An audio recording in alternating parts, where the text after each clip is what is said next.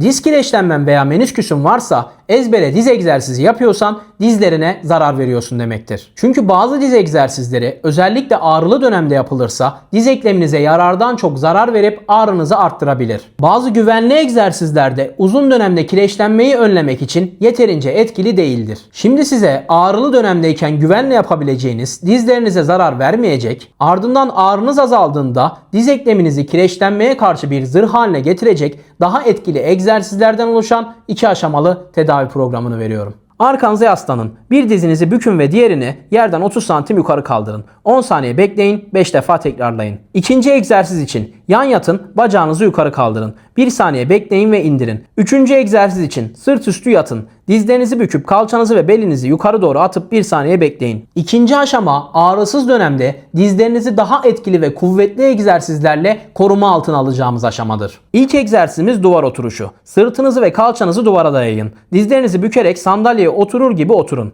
Durabildiğiniz en uzun süre boyunca durun, 3 set tekrarlayın. Ardından diz boyunda bir sandalyeye 30 defa oturup kalkın. 2 set tekrarlayın. Sizin de diz kireçlenmeniz, menisküsünüz varsa ve yapacağınız egzersizlerin dizinize zarar vermesinden korkuyorsanız programı tam olarak bu sırayla uygulayın. Faydasını bizzat kendiniz göreceksiniz.